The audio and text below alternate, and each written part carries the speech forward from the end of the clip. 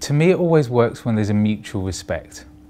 So when the artist respects what the brand values are and what the audience, the brand is trying to communicate with, and the brand understands the requirements of each individual artist, what they want out of them and why. So I really think there has to be a mutual understanding and a respect, and then you can end up with the most amazing, amazing results. We as musicians can get brands across in a way that they can't themselves. I think it's important with brands that you always are very careful with the deals that you make. It can't be about money. You know, it has to be something that fits with you and is honest and believable, because if it isn't, people will see it a mile off. I'd always want everything that I represent through myself to reflect what I'm about with my music, because that's the core of me. So everything that kind of branches off of that should definitely be as well thought out and as it's inspirational as my music. Music gives brands a direct route to the heart of their consumer base. Music can be targeted directly towards different consumer groups. Different sorts of music, different genres of music appeal to different sorts of consumers. We created a global brand partnership between Melody Gardot and Piaget, which included a creative re-recording of the track La Vie en Rose. The campaign helped communicate Piaget's brand values to a very different audience. The key is matching and kind of fixing the right music and the right artist to the right brand.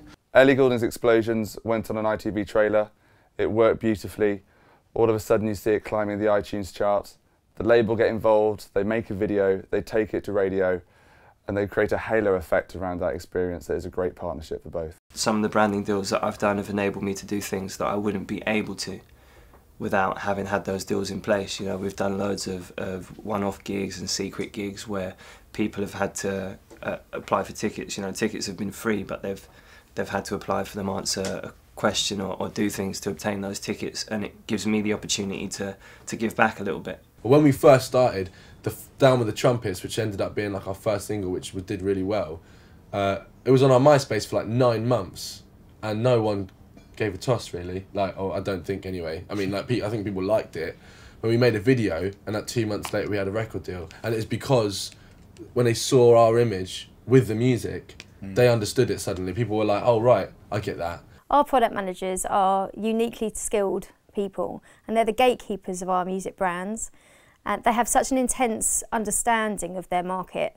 I think that they would always bring any value to any commercial partnership.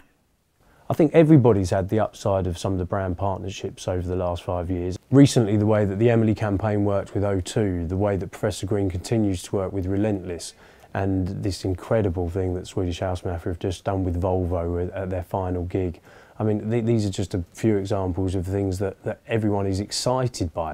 We know enough now from research, from the analytics that we get through digital services to be very confident that when we're putting brands and artists together, that you know, it works. After the opening ceremony of the Olympic Games, we released an album globally at midnight. It was so exciting. We've never done that before. It was groundbreaking. And that's what's exciting about the future of the music industry.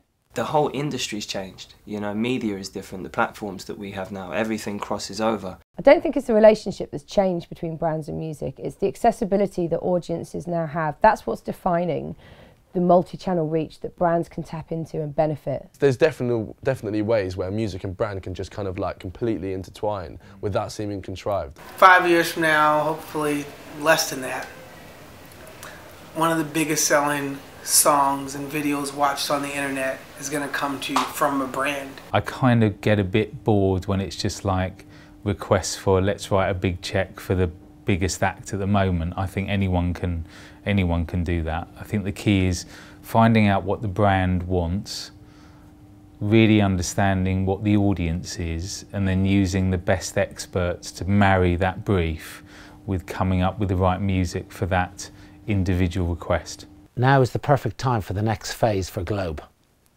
It's got the artist rights, it's got the sync division, it's got the partnership division and the TV production all together ready for our clients. Globe is here to help. Globe is here to excite our labels and our artists.